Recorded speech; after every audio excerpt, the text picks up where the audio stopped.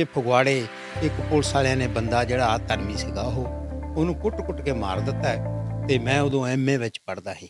ਮੈਂ ਸਾਹਿਬ ਜਿਹੜਾ ਗਾਂਧੀ ਤੇ ਜਿਹੜਾ ਅੰਬੇਡਕਰ ਦੇ ਵਿੱਚ ਜ਼ਮੀਨ ਅਸਮਾਨ ਦਾ ਫਰਕ ਆ। ਗਾਂਧੀ ਜੀ ਦਾ ਮਕਸਦ ਸਿਰਫ ਆਜ਼ਾਦੀ ਲੈਣਾ ਨਹੀਂ, ਗਾਂਧੀ ਜੀ ਦਾ ਮਕਸਦ ਸਿਰਫ ਰਾਜ ਭਾਗ ਦੇ ਵਿੱਚ ਜਿਹੜਾ ਭਾਗੀਦਾਰ ਬਣਨਾ ਆ। ਬਈ ਉਹ ਅੰਧੇ ਭਗਤ ਨਾ ਬਣਨ ਕਿਸੇ ਵੀ ਲੀਡਰ ਦੇ। ਉਹ ਡਾਕਟਰ ਅੰਬੇਡਕਰ ਨੂੰ, ਭਗਤ ਸਿੰਘ ਹੁਣਾਂ ਨੂੰ, ਹੋਰ ਜਿਹੜੇ ਸਾਡੇ ਮਹਾਂਪੁਰਖ ਆ ਗੁਰੂ ਨਾਨਕ ਦੇਵ ਜੀ, ਉਹਨਾਂ ਨੂੰ ਪੜ੍ਹਨ। ਜੈ ਗੁਰਦੇਵ ਜੈ ਭੀਮ। ਕੰਚ ਟੀਵੀ ਦੇਖ ਰਿਹਾ ਸਾਰੇ ਦਰਸ਼ਕਾਂ ਦਾ ਮੈਂ ਐਸਕੇ ਬੈਂਸ ਸਵਾਗਤ ਕਰਦਾ ਹਾਂ। ਦਰਸ਼ਕੋ, ਜਿਸ ਤਰ੍ਹਾਂ ਮੈਂ ਇੱਕ ਵਾਰ ਪਹਿਲਾਂ ਵਾਅਦਾ ਕਰਕੇ ਗਿਆ ਸੀ ਕਿ ਜਿਹੜੇ ਸਾਡੇ ਸਮਾਜ ਦੇ ਜਾਂ ਸਾਡੇ ਸਮਾਜ ਲਈ ਜਿਨ੍ਹਾਂ ਨੇ ਹੁਣ ਤੱਕ ਅਣਗਿਣਤ ਜਿਹੜੀਆਂ ਕਿਤਾਬਾਂ ਲਿਖੀਆਂ ਜਾਂ ਹੋਰ ਵੀ ਕਈ ਤਸੀਹੇ ਸਹਿ ਕੇ ਜਿਹੜਾ ਸਮਾਜ ਲਈ ਉਹਨੇ ਲੜਾਈ ਲੜੀ, ਸੋ ਤੁਸੀਂ ਮੇਰੇ ਨਾਲ ਬੈਠੇ ਇਹ ਪਹਿਚਾਣਦੇ ਹੋ ਕਿਉਂਕਿ ਇਹ ਇੱਕ ਦੋ ਵਾਰ ਜਿਹੜੀਆਂ ਪਹਿਲਾਂ ਵੀ ਕੰਚ ਟੀਵੀ ਦੇ ਰੂਬਰੂ ਜਿਹੜੇ ਨੂੰ ਕਰ ਚੁੱਕਾ ਹਾਂ ਮੈਂ। ਸੋ ਐਡਵੋਕੇਟ ਜਿਹੜੇ ਐਸਐਲ ਵਿਰਦੀ ਹੁਣੀ ਸਾਡੇ ਨਾਲ ਨੇ। ਸੋ ਉਹਨਾਂ ਨਾਲ ਜਿਹੜੇ ਅਗਲੀ ਗੱਲਬਾਤ ਹੈ, ਕਿਉਂਕਿ ਕੁਛ ਕੁ ਜਿਹੜੇ ਸਵਾਲ ਸੀਗੇ ਉਹ ਸਮੇਂ ਦੀ ਘਾਟ ਕਰਕੇ ਪਿਛਲੀ ਵਾਰ ਰਹਿ ਗਏ ਸਨ। ਸੋ ਅੱਜ ਉਹਨਾਂ ਨਾਲ ਉਹ ਸਵਾਲ ਜਵਾਬ ਤੇ ਉਹਨਾਂ ਦੀ ਹੋਰ ਜ਼ਿੰਦਗੀ ਬਾਰੇ ਥੋੜ੍ਹਾ ਬਹੁਤਾ ਜਾਣਨ ਦੀ ਕੋਸ਼ਿਸ਼ ਕਰਾਂਗੇ। ਵਿਰਦੀ ਸਾਹਿਬ, ਪਹਿਲਾਂ ਤਾਂ ਕੰਚ ਬਹੁਤ ਸਵਾਗਤ ਹੈ। ਧੰਨਵਾਦ ਸਰ, ਪਿਛਲੀ ਵਾਰ ਜਦੋਂ ਆਪਾਂ ਇੰਟਰਵਿਊ ਕੀਤੀ ਸੀ ਤਾਂ ਕੁਝ ਕੁ ਸਵਾਲ ਸੀਗੇ ਜਿਹੜੇ ਉਸ ਟਾਈਮ ਦੀ ਕਿਉਂਕਿ ਘਾਟ ਕਰਕੇ ਆਪਾਂ ਛੱਡ ਦਿੱਤੇ ਸੀਗੇ। ਸੋ ਪਹਿਲਾ ਸਵਾਲ ਜਿਹੜਾ ਕਿਉਂਕਿ ਮੇਰੇ ਉਸ ਸਮੇਂ ਵੀ ਜ਼ਹਿਨ ਵਿੱਚ ਚੱਲ ਰਿਹਾ ਸੀ ਤੇ ਇਸ ਸਮੇਂ ਵੀ ਕਿਉਂਕਿ ਮੈਂ ਚਾਹੁੰਦਾ ਕਿ ਪਹਿਲਾਂ ਉਹੀ ਪੁੱਛ ਲਵਾਂ ਕਿਉਂਕਿ ਵਿਸਰ ਨਾ ਜਾਵੇ ਦਿਮਾਗ ਵਿੱਚੋਂ। ਸਵਾਲ ਮੇਰਾ ਇਹੀ ਹੈ ਕਿ ਹੁਣ ਤੱਕ ਤੁਸੀਂ ਸਮਾਜ ਲਈ ਅਣਗਿਣਤ ਜਿਹੜੀਆਂ ਕਿਤਾਬਾਂ ਲਿਖੀਆਂ, ਹੋਰ ਵੀ ਜਿਹੜਾ ਤੁਹਾਡਾ ਜੀਵਨ ਆ ਬਚਪਨ ਤੋਂ ਲੈ ਕੇ ਕਾਲਜ ਦੀ ਲਾਈਫ ਚਾਹੇ ਕੀਤੀ ਜਾਵੇ ਜਾਂ ਹੁਣ ਤੱਕ ਜਿਹੜਾ ਸੰਘਰਸ਼ਮਈ ਰਿਹਾ ਪੂਰੀ ਤਰ੍ਹਾਂ, ਕਿਸ ਤਰ੍ਹਾਂ ਗਰੀਬੀ ਵਿੱਚੋਂ ਉੱਠ ਕੇ ਤੁਸੀਂ ਪੜ੍ਹਾਈ ਕੀਤੀ ਤੇ ਪੜ੍ਹਾਈ ਕਰਨ ਤੋਂ ਬਾਅਦ ਇਸ ਅਹੁਦੇ ਉੱਤੇ ਪਹੁੰਚੇ ਤੇ ਸਮਾਜ ਲਈ ਲੜਾਈ ਲੜੀ। ਕਿਉਂਕਿ ਆਪਾਂ ਨੋਰਮਲੀ ਜਾਣਦੇ ਹਾਂ ਜਦੋਂ ਵੀ ਕੋਈ ਸ਼ਖਸ ਜਿਹੜਾ ਅਜਿਹੀ ਜ਼ਿੰਦਗੀ ਜਿਹੜਾ ਜੀ ਕੇ ਆਉਂਦਾ ਜਾਂ ਇੱਕ ਲੋਕਾਂ ਲਈ ਪ੍ਰੇਰਨਾਦਾਇਕ ਬਣਦਾ ਆ, ਉਹਨੂੰ ਜ਼ਿਆਦਾਤਰ ਜਿਹੜੀਆਂ ਰਾਜਨੀਤਿਕ ਪਾਰਟੀਆਂ ਉਹ ਬਹੁਤ ਛੇਤੀ ਅਪਰੋਚ ਕਰਦੀਆਂ ਕਿ ਸਾਡੀ ਪਾਰਟੀ ਵੱਲ, ਕਿਉਂਕਿ ਤੁਹਾਡੇ ਤੋਂ ਕਾਫੀ ਜਿਹੜੇ ਇਹ ਲੋਕਾਂ ਨੇ ਸੇਧ ਵੀ ਲਈ ਆ, ਤੁਹਾਡੇ ਜੀਵਨੀ ਬਾਰੇ ਜਾਣਨ ਦੇ ਇੱਛੁਕ ਵੀ ਆ ਬਹੁਤ ਜਣੇ, ਖਾਸ ਕਰ ਨੌਜਵਾਨ ਪੀੜ੍ਹੀ ਜਿਨ੍ਹਾਂ ਨੂੰ ਆਪਣੇ ਕਿਤੇ ਨਾ ਕਿਤੇ ਆਪਾਂ ਜਿਹੜਾ ਆਪਣਾ ਸਾਡੇ ਰਹਿਬਰਾਂ ਦਾ ਜਿਹੜਾ ਮਿਸ਼ਨ ਸੀ ਉਹਨੂੰ ਵਿਸਰਦੇ ਜਾ ਰਹੇ ਆ। ਉਹਨਾਂ ਨੂੰ ਇੱਕ ਤਰ੍ਹਾਂ ਦਾ ਆਪਣੀ ਕਿਤਾਬਾਂ ਰਾਹੀਂ ਜਾਂ ਆਪਣੇ ਭਾਸ਼ਣਾਂ ਰਾਹੀਂ ਉਹਨਾਂ ਨੂੰ ਇੱਕ ਵਾਰੀ ਯਾਦ ਕਰਾਉਣਾ। ਸੋ ਕੀ ਤੁਹਾਨੂੰ ਕਿਸੇ ਪਾਰਟੀ ਨੇ ਅਪਰੋਚ ਕੀਤੀ? ਇਹ ਬੈਂਸ ਸਾਹਿਬ, ਜਿਹੜੀ ਪਾਰਟੀ ਦੀ ਗੱਲ ਹੈ, ਅਸੀਂ ਜਿਹੜਾ ਜੀਵਨ ਆ ਸਾਡਾ ਸਾਰਾ ਉਹ ਮਿਸ਼ਨ ਔਰ ਸੰਘਰਸ਼ ਤੋਂ ਸ਼ੁਰੂ ਹੁੰਦਾ ਹੈ। ਸਟੂਡੈਂਟ ਲਾਈਫ ਦੇ ਵਿੱਚ ਅਸੀਂ ਸਟੂਡੈਂਟ ਦੇ ਲਈ ਸੰਘਰਸ਼ ਕੀਤਾ, ਪਰ ਨਾਲ ਨਾਲ ਸਮਾਜ ਦੇ ਲਈ ਵੀ ਸੰਘਰਸ਼ ਕੀਤਾ ਹੈ। ਇਹ 'ਚ ਕੋਈ ਦੋ ਰਾਏ ਨਹੀਂ ਵੀ ਦੁਨੀਆ ਦੀ ਜਿਹੜੀ ਕੋਈ ਵੀ ਘਟਨਾ ਆ, ਕਿਤੇ ਵੀ ਘਟਦੀ ਹੈਗੀ ਆ, ਉਹਦਾ ਭਾਵੇਂ ਸਿੱਧਾ ਰਾਜਨੀਤੀ ਨਾਲ ਕੋਈ ਸੰਬੰਧ ਨਾ ਹੋਵੇ, ਪਰ ਉਹਦਾ ਜਿਹੜਾ ਲਕਸ਼ ਆ ਉਹ ਰਾਜਨੀਤਿਕ ਹੀ ਹੁੰਦਾ ਹੈ। ਇਸ ਲਈ ਅਸੀਂ ਬੇਸ਼ੱਕ 8ਵੀਂ ਜਮਾਤ ਤੋਂ ਲੈ ਕੇ ਸੰਘਰਸ਼ ਸ਼ੁਰੂ ਕੀਤਾ ਔਰ ਉਹਦੇ ਨਾਲ ਨਾਲ ਸਮਾਜ ਦੇ ਵਿੱਚ ਜਿਹੜੇ ਬਹੁਤ ਸਾਰੇ ਵਿਤਕਰਿਆਂ ਦੇ ਜਿੱਥੇ ਹੁੰਦੇ ਸੀ ਉੱਥੇ ਅਸੀਂ ਅੰਦੋਲਨ ਕੀਤੇ।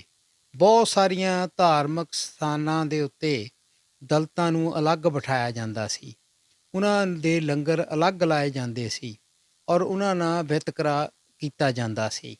ਅਸੀਂ ਉਹ ਜਿੱਥੇ ਵੀ ਵਿਤਕਰਾ ਹੁੰਦਾ ਸੀ, ਬਹੁਤ ਸਾਰੇ ਅਸੀਂ ਉਸ ਧਰਮ ਸਥਾਨਾਂ ਦੇ ਖਿਲਾਫ ਵੀ ਸੰਘਰਸ਼ ਕੀਤਾ ਔਰ ਉਹਨਾਂ ਨੂੰ ਉਹ ਵਿਤਕਰਾ ਉੱਥੋਂ ਬੰਦ ਕਰਨਾ ਪਿਆ ਹੈਗਾ।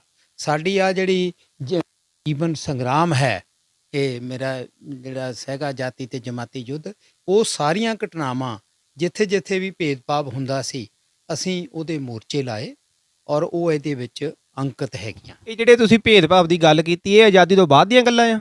ਇਹ ਘਟਨਾਵਾਂ ਉਸ ਵੇਲੇ ਦੀਆਂ 70 71 ਦੀਆਂ 72 ਦੀਆਂ 74 ਦੀਆਂ, ਜਾਣੀ ਜਿਹੜੀਆਂ ਜਦੋਂ ਮੈਂ ਇਸ ਸਟੂਡੈਂਟ ਲਾਈਫ 'ਚ ਆ ਗਿਆ ਸੀ, ਇਹ ਉਸ ਵੇਲੇ ਦੀਆਂ ਘਟਨਾਵਾਂ ਹੈਗੀਆਂ।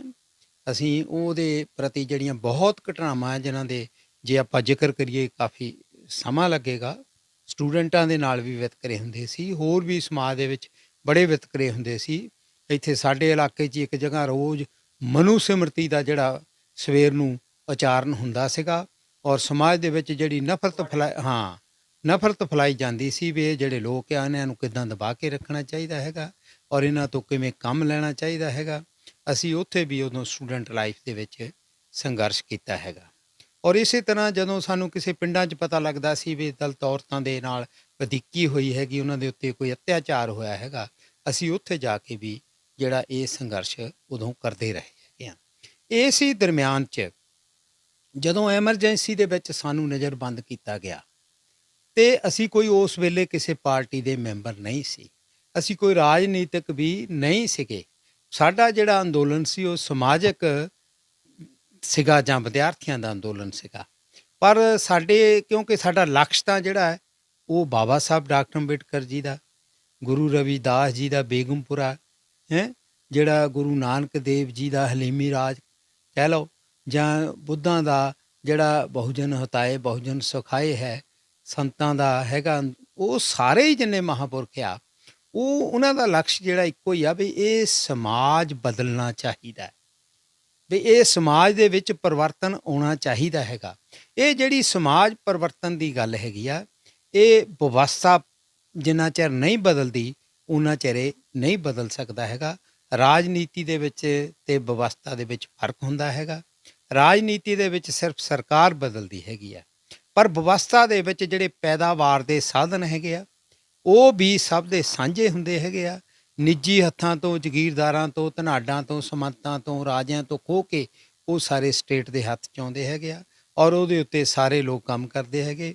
ਉਹਨਾਂ ਨੂੰ ਬਰਾਬਰ ਤਨਖਾਹ ਮਿਲਦੀ ਹੈਗੀ, ਬਰਾਬਰ ਸਨਮਾਨ ਮਿਲਦਾ ਹੈਗਾ, ਬਰਾਬਰ ਭਾਈਚਾਰਾ ਮਿਲਦਾ ਹੈਗਾ। ਅਤੇ ਇਸ ਕਰਕੇ ਉਹ ਸਾਰੇ ਹੀ ਜਿਹੜੇ ਸੀਗੇ ਅਤੇ ਐਮਰਜੈਂਸੀ ਸਾਨੂੰ ਇਹਨੇ ਰਾਜਨੀਤਿਕ ਤੌਰ 'ਤੇ ਜਿਹੜਾ ਨਜ਼ਰਬੰਦ ਕੀਤਾ ਔਰ ਅਸੀਂ ਰਹੇ। ਜਦੋਂ ਐਮਰਜੈਂਸੀ ਟੁੱਟੀ ਬਾਹਰ ਆਏ ਤਾਂ ਐਮਰਜੈਂਸੀ ਦੇ ਦਰਮਿਆਨ 'ਚ ਹੀ ਜਿਹੜੇ ਬਾਊ ਜਗਜੀਵਨ ਰਾਮ ਜੀ ਸੀਗੇ, ਉਹਨਾਂ ਨੇ ਇਹ ਕਾਂਗਰਸ ਦੀ ਜਿਹੜੀ ਡਿਕਟੇਟਰਸ਼ਿਪ ਸੀ, ਜਿਹੜਾ ਐਮਰਜੈਂਸੀ ਜਿਹਦੇ ਵਿੱਚ ਸੰਵਿਧਾਨਕ ਜਿਹੜੇ ਅਧਿਕਾਰ ਲੋਕਾਂ ਦੇ ਰੱਦ ਕਰ ਦਿੱਤੇ ਗਏ ਸੀਗੇ, ਉਹਦੇ ਤੋਂ ਜਿਹੜੇ ਬਾਊ ਜਗਜੀਵਨ ਰਾਮ ਜੀ ਉਹਨਾਂ ਨੇ ਕਾਂਗਰਸ ਤੋਂ ਅਸਤੀਫਾ ਦੇ ਕੇ ਉਹਨਾਂ ਨੇ ਜਿਹੜੀ ਕਾਂਗਰਸ ਫਾਰ ਡੈਮੋਕ੍ਰੇਸੀ CFD ਬਣਾਈ।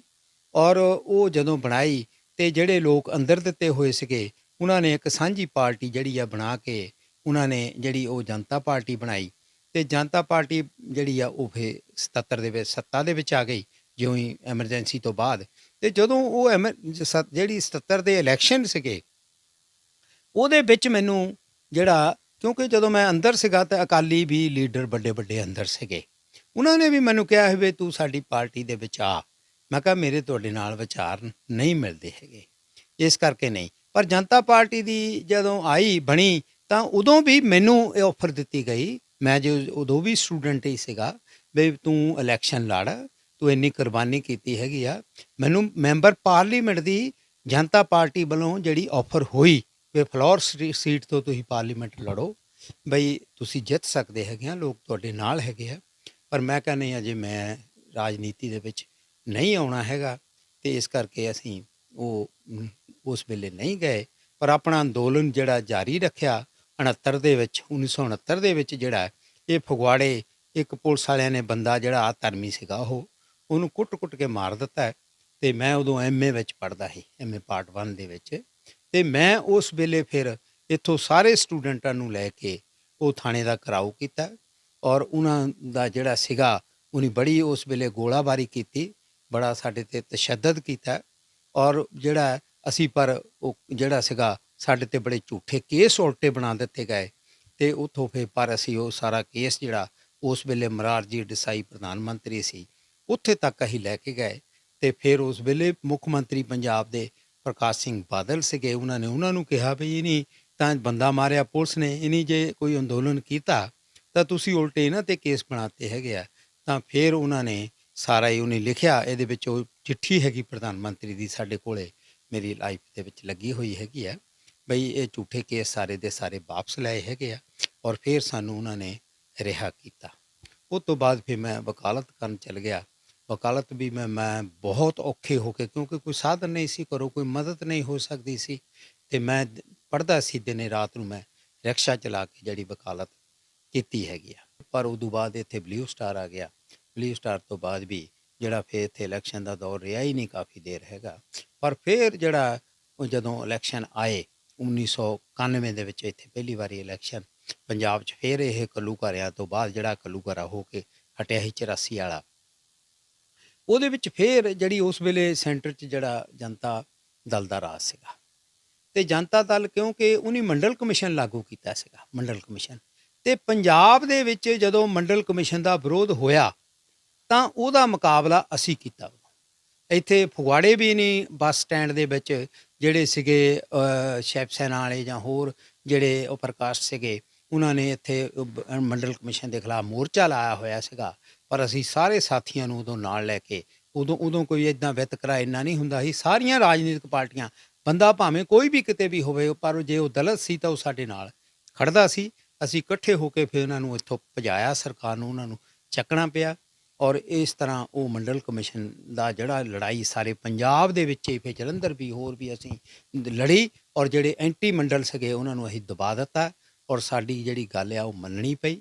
ਔਰ ਉਸ ਮੰਡਲ ਕਮਿਸ਼ਨ ਦੀ ਸਾਡੇ ਸੰਘਰਸ਼ ਨੂੰ ਦੇਖ ਕੇ ਉਸ ਵੇਲੇ BP ਸਿੰਘ ਜਿਹੜੇ ਪ੍ਰਧਾਨ ਮੰਤਰੀ ਸੀਗੇ, ਉਹਨਾਂ ਨੇ ਫਿਰ ਇਹ ਜਿਹੜੇ ਸ਼ਾਰਦ ਯਾਦਵ ਹੈਗੇ, ਪਾਸਵਾਨ ਹੈਗੇ ਜਾਂ ਹੋਰ ਲੀਡਰ ਸੀਗੇ, ਉਹਨਾਂ ਨੇ ਕਿਹਾ ਵੀ ਵਿਰਦੀ ਨੂੰ ਇੱਥੋਂ ਇਲੈਕਸ਼ਨ ਲੜਾਓ, ਬਈ ਇਹਨੂੰ ਅੱਗੇ ਰਾਜਨੀਤੀ 'ਚ ਆਉਣਾ ਚਾਹੀਦਾ ਹੈਗਾ। ਅਤੇ ਉੱਧਰੋਂ ਜੇ ਇਹਨਾਂ ਨੇ ਇਹ ਜਿਹੜੀ ਅਕਾਲੀ ਦਲ ਬਾਦਲ ਸੀ ਉਸ ਵੇਲੇ ਪਾਰਟੀ, ਉਹਨਾਂ ਨੇ ਵੀ ਕਿਹਾ ਵੀ ਜੇ ਤੁਸੀਂ ਵਿਰਦੀ ਨੂੰ ਫਗਵਾੜੇ ਤੋਂ ਲੜਾਉਂਦੇ ਹੈਗੇ ਆ ਤਾਂ ਅਸੀਂ ਇਹਨਾਂ ਨੂੰ ਸਪੋਰਟ ਦਿਆਂਗੇ।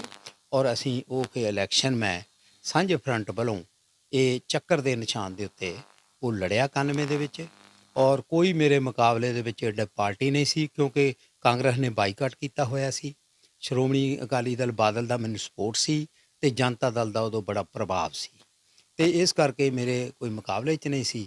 ਪਰ ਇਸੇ ਦਰਮਿਆਨ 'ਚ ਜਦੋਂ ਵੋਟਾਂ ਪੈਣੀਆਂ ਸੀ, ਜਿੱਦਣ ਉਦੋਂ ਇੱਕ ਦਿਨ ਪਹਿਲਾਂ ਇਹ ਜਿਹੜਾ ਉਹ ਲਿਟਿਆਂ ਨੇ ਉਹ ਰਾਜੀਵ ਗਾਂਧੀ ਨੂੰ ਜਿਹੜਾ ਬਲਾਸਟ ਕਰਕੇ ਮਾਰ ਦਿੱਤਾ ਅਤੇ ਉਸ ਆੜ ਦੇ ਵਿੱਚ, ਜਦ ਕਿ ਪੰਜਾਬ ਦਾ ਉਸ ਘਟਨਾ ਨਾਲ ਕੋਈ ਸੰਬੰਧ ਨਹੀਂ ਸੀ, ਪਰ ਇਹਨਾਂ ਨੂੰ ਪਤਾ ਸੀ ਵੀ ਇੱਥੇ ਕਾਂਗਰਸੀ ਕਿਉਂਕਿ ਲੜ ਨਹੀਂ ਰਹੇ ਸੀਗੇ ਵੀ ਅਸੀਂ ਤਾਂ ਵਿੱਚ ਰਾਜ ਦੇ ਆਉਣਾ ਨਹੀਂ ਹੈਗਾ, ਇਹਨੀ ਰਾਜ 'ਚ ਆ ਜਾਣਾ ਹੈਗਾ ਆ। ਅਤੇ ਉਹਨੇ ਇਹਦੇ ਜਿਹੜੇ ਇਲੈਕਸ਼ਨ ਸਵੇਰ ਨੂੰ ਡੱਬੇ ਗਏ ਹੋਏ ਸਕੂਲਾਂ ਦੇ ਵਿੱਚ ਵੋਟਾਂ ਪੈਣ ਲਈ, ਇਹਨੇ ਉਹ ਬੰਦ ਕਰ ਦਿੱਤੇ, ਰਾਤ ਨੂੰ ਵੋਟਾਂ ਬੰਦ ਕਰਤੀਆਂ।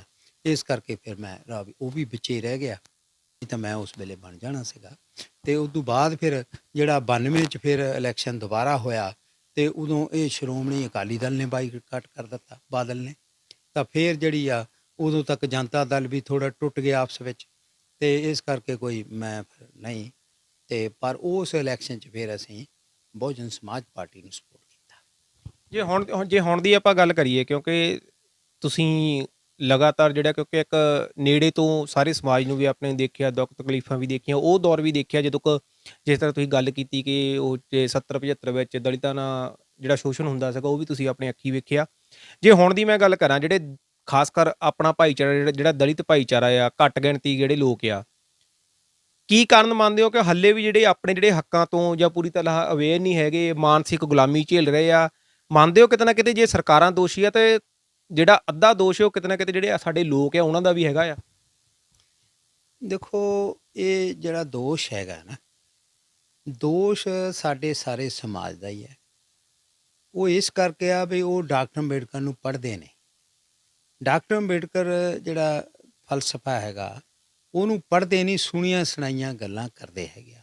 ਹੁਣ ਵੀ ਸਾਡੇ ਬਹੁਤ ਸਾਰੇ ਜਿੰਨੇ ਆਗੂ ਬਣੇ ਹੋਏ ਹੈਗੇ ਸਮਾਜ ਦੇ ਵਿੱਚ, ਉਹ ਨਾਂ ਡਾਕਟਰ ਅੰਬੇਡਕਰ ਦਾ ਲੈਂਦੇ ਹੈਗੇ, ਪਰ ਉਹਨਾਂ ਦਾ ਜਿਹੜਾ ਕਿਰਦਾਰ ਆ ਉਹ ਸਾਰਾ ਮਨੂਵਾਦੀ ਹੈਗਾ। ਜਿਸ ਕਰਕੇ ਇਹ ਦੋਗਲੀ ਨੀਤੀ ਹੋਣ ਕਰਕੇ ਕੋਈ ਪਰਿਵਰਤਨ ਨਹੀਂ ਆ ਰਿਹਾ ਹੈਗਾ। ਕਾਂਸ਼ੀ ਰਾਮ ਜੀ ਇਸ ਕਾਰਵੇ ਨੂੰ ਅੱਗੇ ਲਿਜਾ ਕੇ ਬਾਬਾ ਸਾਹਿਬ ਦੇ ਨੂੰ ਇਹ ਦੇਸ਼ ਦੀ ਵਿਵਸਥਾ ਬਦਲਣਾ ਚਾਹੁੰਦੇ ਸੀਗੇ, ਔਰ ਉਹ ਕਾਫੀ ਹੱਦ ਤੱਕ ਇਸ ਅੰਦੋਲਨ ਨੂੰ ਅੱਗੇ ਵੀ ਲੈ ਗਏ। ਪਰ ਉਹਨਾਂ ਦੀ ਜਿਹੜੀ ਬੇਵਕਤ ਜਿਹੜੀ ਹੈ ਮੌਤ ਹੋ ਗਈ ਹੈਗੀ ਹੈ, ਜਿਸ ਕਰਕੇ ਉਹ ਗੱਲ ਜਿਹੜੀ ਹੈ ਉਹ ਜੋ ਚਾਹੁੰਦੇ ਸੀਗੇ ਅੰਬੇਡਕਰਵਾਦ ਜਿੱਦਾਂ ਲਿਆਉਣਾ, ਉਹ ਨਹੀਂ ਇੱਥੇ ਆਇਆ ਹੈਗਾ। ਅਤੇ ਅੰਬੇਡਕਰਵਾਦ ਜਿਹੜਾ ਆ ਉਹ ਰਾਜਨੀਤਿਕ ਬਾਅਦ ਵਿੱਚ ਆ, ਪਹਿਲਾਂ ਉਹ ਸਮਾਜਿਕ ਹੈਗਾ ਆ।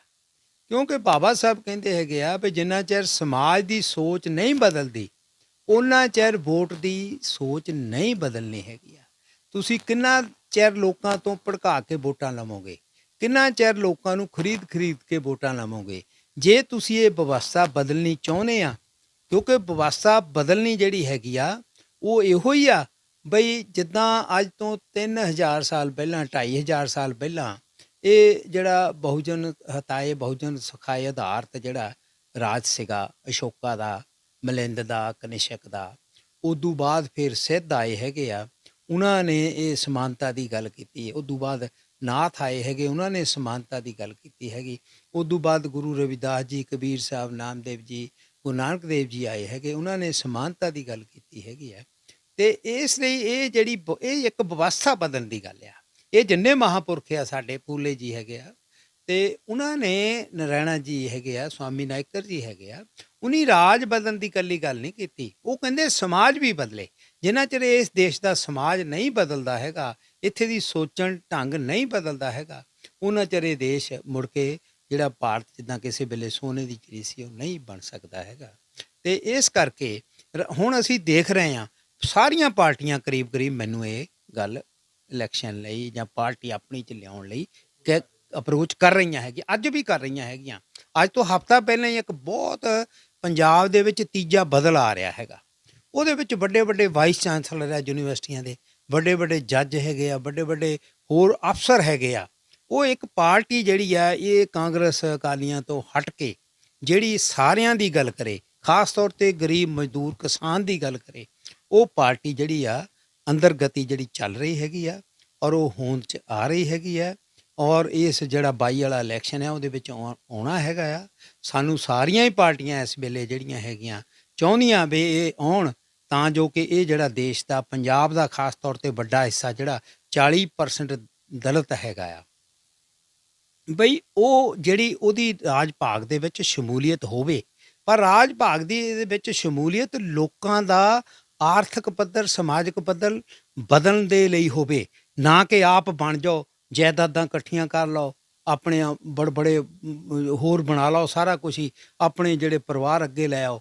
ਬਈ ਇੱਦਾਂ ਦੀ ਰਾਜਨੀਤੀ ਜਿਹੜੀ ਆ, ਇਹ ਬਾਬਾ ਸਾਹਿਬ ਨਹੀਂ ਚਾਹੁੰਦੇ ਸੀ, ਕਾਂਸ਼ੀ ਰਾਮ ਜੀ ਇਹੋ ਜਿਹੇ ਨਹੀਂ ਚਾਹੁੰਦੇ ਸੀ, ਕਿਉਂਕਿ ਕਾਂਸ਼ੀ ਰਾਮ ਜੀ ਨੇ ਦੇ ਪਰਿਵਾਰ ਦਾ ਇੱਕ ਵੀ ਬੰਦਾ ਨਹੀਂ ਤੁਸੀਂ ਦਿਖਾ ਸਕਦੇ।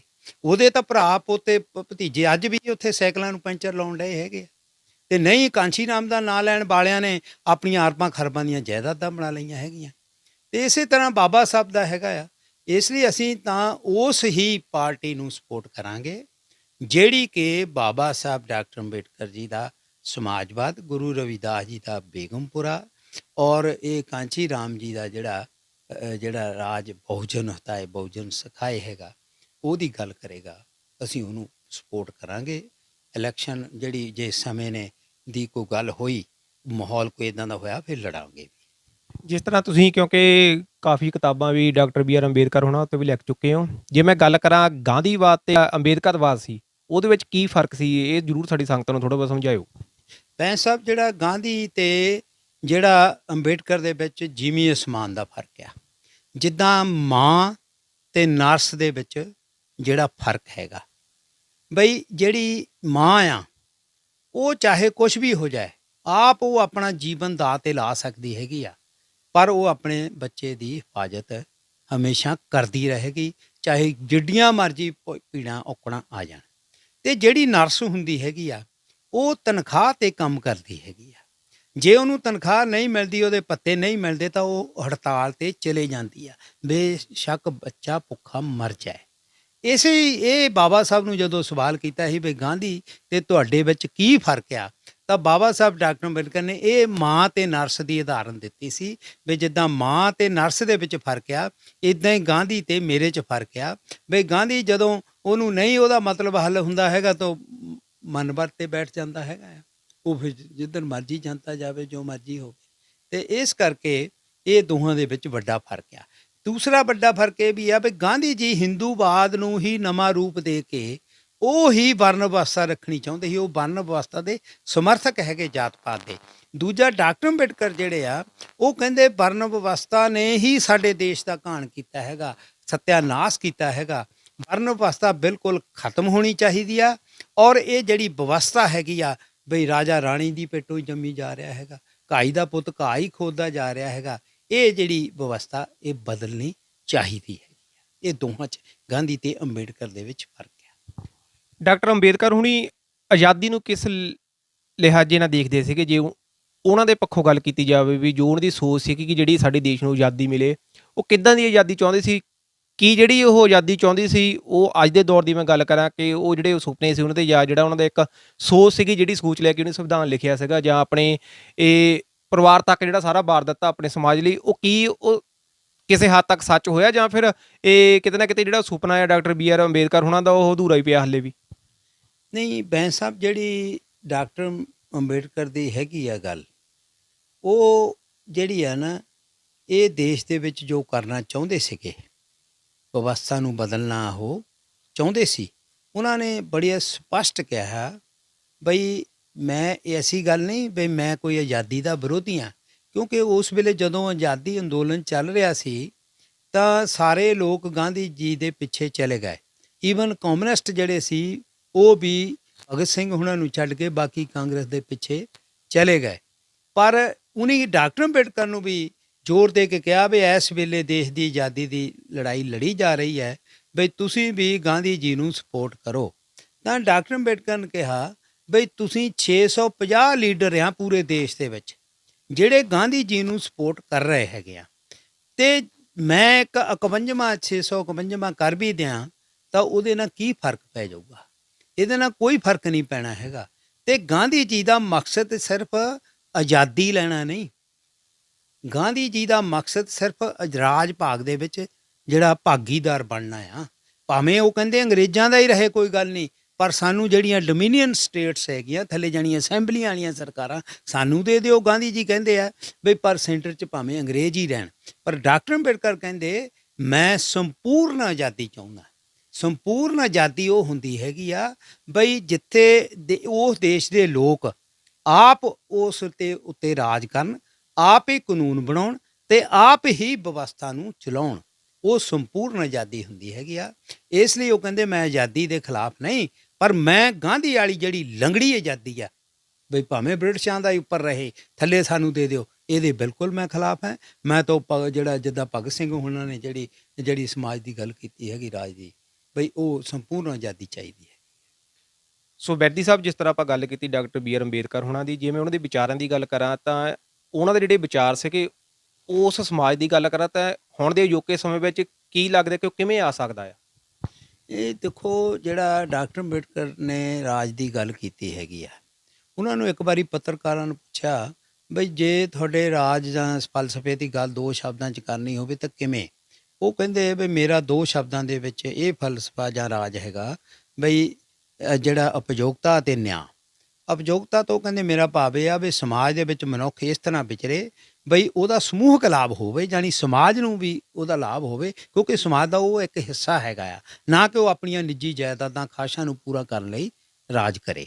ਤਾਂ ਦੂਸਰਾ ਉਹ ਕਹਿੰਦੇ ਨਿਆਂ ਤਦੇ ਹੀ ਹੋਣਾ ਹੈਗਾ ਜੇ ਇੱਥੇ ਆਜ਼ਾਦੀ, ਸਮਾਨਤਾ ਤੇ ਭਾਈਚਾਰਾ ਹੋਊਗਾ, ਤਦ ਹੀ ਨਿਆਂ ਹੋਣਾ ਹੈਗਾ। ਤੇ ਆਜ਼ਾਦੀ, ਸਮਾਨਤਾ ਤਦੇ ਹੀ ਹੋ ਸਕਦੀ ਹੈਗੀ ਆ ਤੇ ਜੇ ਪੈਦਾਵਾਰ ਦੇ ਜਿਹੜੇ ਸਾਧਨ ਆ, ਚਾਹੇ ਉਹ ਜ਼ਮੀਨ ਆ, ਚਾਹੇ ਇੰਡਸਟਰੀ ਹੈਗੀ, ਚਾਹੇ ਮਿੱਲਾਂ ਹੈਗੀਆਂ, ਚਾਹੇ ਵਪਾਰ ਹੈਗਾ, ਉਹ ਕੌਮੀ ਹੋਣਾ ਚਾਹੀਦਾ ਹੈਗਾ। ਸਾਰੇ ਸਮਾਜ ਦੀ ਉਹਦੇ ਵਿੱਚ ਸ਼ਮੂਲੀਅਤ ਹੋਣੀ ਚਾਹੀਦੀ ਹੈਗੀ ਆ। ਤੇ ਤਦ ਹੀ ਜਦ ਆਜ਼ਾਦੀ, ਸਮਾਨਤਾ ਤੇ ਹੋਊਗਾ ਤੇ ਫਿਰ ਭਾਈਚਾਰਾ ਵੀ ਲੋਕਾਂ 'ਚ ਹੋਊਗਾ। ਜਦ ਭਾਈਚਾਰਾ ਵੀ ਲੋਕਾਂ 'ਚ ਹੋਊਗਾ ਤਾਂ ਇਹ ਜਿਹੜਾ ਰਾਜ ਮੁੜ ਕੇ ਇਹ ਦੇਸ਼ ਦਾ ਜਿਹੜਾ ਵਧੀਆ ਰਾਜ ਹੈਗਾ ਉਹ ਹੋਏਗਾ ਇਹ ਦੇਸ਼ ਦੇ ਵਿੱਚ। ਲਾਸਟ ਵਿੱਚ ਲੋਕਾਂ ਨੂੰ ਕੀ ਕਹਿਣਾ ਚਾਹੋਗੇ, ਖਾਸ ਕਰਕੇ ਕਿਉਂਕਿ ਮੂਹਰੇ ਆਪਾਂ ਵੀ ਅਗਲੇ ਸਾਲ ਜਿਹੜੀਆਂ ਵੋਟਾਂ ਵੀ ਆਉਣ ਨੂੰ ਆ, ਸੋ ਕੀ ਕਹਿਣਾ ਚਾਹੋਗੇ ਤਾਂ ਜੋ ਜਿਹੜਾ ਇਹ, ਕਿਉਂਕਿ ਹਰ ਵਾਰ ਸਰਕਾਰਾਂ ਬਦਲਦੀਆਂ ਤੇ ਜਿਹੜਾ ਖਾਸ ਕਰ ਜਿਹੜਾ ਮਜ਼ਦੂਰ ਵਰਗ ਆ, ਕਿਸਾਨ ਵਰਗ, ਉਹਨਾਂ ਤੇ ਜਿਹੜਾ ਤਸ਼ੱਦਦ ਤੇ ਉਵੇਂ ਤੋਂ ਉਵੇਂ ਚੱਲਦਾ ਆ, ਇਹ ਕੀ ਸਲਾਹ ਦੇਣੀ ਚਾਹੋਗੇ ਕਿ ਵੋਟਾਂ ਸਮੇਂ ਕਿਹੜੀਆਂ ਗੱਲਾਂ ਦਾ ਧਿਆਨ ਰੱਖਿਆ ਜਾਵੇ ਤਾਂ ਜੋ ਇੱਕ ਵਧੀਆ ਸਰਕਾਰ ਅਤੇ ਲੋਕਾਂ ਦੀ ਆਪਣੀ ਸਰਕਾਰ ਬਣਾਈ ਜਾ ਸਕੇ? ਬੈਂਸ ਸਾਹਿਬ, ਮੈਂ ਲੋਕਾਂ ਨੂੰ ਇਹ ਜਿਹੜੀ ਰਿਕੁਐਸਟ ਕਰਨਾ ਚਾਹੁੰਦਾ ਹੈਗਾ ਬਈ ਉਹ ਅੰਧੇ ਭਗਤ ਨਾ ਬਣਨ ਕਿਸੇ ਵੀ ਲੀਡਰ ਦੇ। ਉਹ ਡਾਕਟਰ ਅੰਬੇਡਕਰ ਨੂੰ, ਭਗਤ ਸਿੰਘ ਹੁਣਾਂ ਨੂੰ, ਹੋਰ ਜਿਹੜੇ ਸਾਡੇ ਮਹਾਂਪੁਰਖ ਆ ਗੁਰੂ ਨਾਨਕ ਦੇਵ ਜੀ, ਉਹਨਾਂ ਨੂੰ ਪੜ੍ਹ ਕੇ ਉਹਨਾਂ ਦੇ ਉੱਤੇ ਵਿਚਾਰ ਕਰਨ ਤੇ ਉਹ ਤਦ ਹੀ ਉਹਨਾਂ ਲੋਕਾਂ ਆਪਣੇ ਜਿਹੜੇ ਨੁਮਾਇੰਦੇ ਸੱਚੇ ਭੇਜ ਸਕਣਗੇ ਜੇ ਉਹ ਇਹ ਵਿਚਾਰਾਂ ਨੂੰ ਅਪਣਾਉਣਗੇ। ਤਾਂ ਇਸ ਲਈ ਬਈ ਲੋਕਾਂ ਨੂੰ ਹੁਣ ਜਿਹੜਾ ਹੈਗਾ ਤੇ ਦੂਜੀਆਂ ਪਾਰਟੀਆਂ ਵੀ ਜਿਹੜੀਆਂ ਹੈਗੀਆਂ ਉਹਨਾਂ ਨੂੰ ਇਕੱਠੇ ਹੋ ਕੇ ਸਾਰਿਆਂ ਨੂੰ, ਜਿੰਨੇ ਦਲਿਤ ਆ, ਕਿਸਾਨ ਆ, ਮਜ਼ਦੂਰ ਆ, ਘੱਟ ਗਿਣਤੀਆਂ ਹੈਗੀਆਂ, ਹੋਰ ਪੀੜਤ ਜਿਹੜੇ ਲੋਕ ਹੈਗੇ ਆ, ਉਹਨਾਂ ਤੇ ਜਿਹੜੇ ਪ੍ਰੋਗਰੈਸਿਵ ਮਾਈਂਡ ਦੇ ਲੋਕ ਹੈਗੇ ਆ, ਹੋਰ ਸੋਸ਼ਲਿਸਟ, ਕਮਿਊਨਿਸਟ ਹੈਗੇ ਆ, ਅੰਬੇਡਕਰੀ ਹੈਗੇ ਆ, ਕਾਂਸ਼ੀ ਰਾਮ ਜੀ ਦੇ ਸੱਚੇ ਪੈਰੋਕਾਰ ਹੈਗੇ ਆ, ਉਹਨਾਂ ਸਾਰਿਆਂ ਨੂੰ ਇਕੱਠੇ ਹੋ ਕੇ ਕਾਂਗਰਸ ਤੇ ਅਕਾਲੀਆਂ ਨੂੰ ਛੱਡ ਕੇ ਤੀਜਾ ਫਰੰਟ ਬਣਾਉਣਾ ਚਾਹੀਦਾ ਹੈਗਾ ਤੇ ਉਹਨਾਂ ਦਾ ਪੰਜਾਬ ਦੇ ਵਿੱਚ ਰਾਜ ਇਸ ਤਰ੍ਹਾਂ ਕਰਨ ਦੇ ਨਾਲ ਆ ਸਕਦਾ ਹੈ। ਸੋ ਕਾਂਚੀ ਟੀਵੀ ਨੂੰ ਟਾਈਮ ਦੇਣ ਲਈ ਬਹੁਤ ਬਹੁਤ ਧੰਨਵਾਦ। ਮੈਂ ਵੀ ਕਾਂਚੀ ਟੀਵੀ ਤੇ ਸਰੋਤਿਆਂ ਦਾ, ਜਿਨ੍ਹਾਂ ਨੇ ਸਾਡੇ ਵਿਚਾਰਾਂ ਨੂੰ ਸੁਣਿਆ, ਬਹੁਤ ਬਹੁਤ ਧੰਨਵਾਦ। ਸੋ ਇਹ ਸਨ ਐਸਐਲ ਵਿਰਦੀ ਹੁਣੀ, ਜਿਨ੍ਹਾਂ ਨੇ ਕਿ ਆਪਣੀ ਸੋਝੀ ਨਾਲ, ਆਪਣੀ ਬੁੱਧੀ ਨਾਲ ਜਿਹੜਾ ਇਸ ਆਪਣਾ ਜਿਹੜਾ ਸਭ ਤੋਂ ਵੱਡਾ ਅਧਿਕਾਰ ਆ ਉਹਦਾ ਇਸਤੇਮਾਲ ਕੀਤਾ ਜਾਵੇ, ਤਾਂ ਜੋ ਜਿਹੜੀ ਸਾਡੀ ਲੁੱਟ ਖਸੁੱਟ ਹੋ ਰਹੀ ਆ ਗਰੀਬਾਂ ਦੀ, ਮਜ਼ਦੂਰਾਂ ਦੀ, ਕਿਸਾਨਾਂ ਦੀ, ਉਹਨੂੰ ਰੋਕਿਆ ਜਾ ਸਕੇ। ਸੋ ਕੰਚ ਟੀਵੀ ਤੇ ਅੱਗੇ ਵੀ ਇਹ ਪ੍ਰੋਗਰਾਮ ਲੈ ਕੇ ਹਾਜ਼ਰ ਹੁੰਦੇ ਰਵਾਂਗੇ। ਉਦੋਂ ਤੱਕ ਕੈਮਰਾਮੈਨ ਹਰਦੀਪ ਹੀਰਾ ਤੇ ਐਸਕੇ ਬੈਂਸ ਨੂੰ ਦਿਓ ਇਜਾਜ਼ਤ। ਧੰਨਵਾਦ।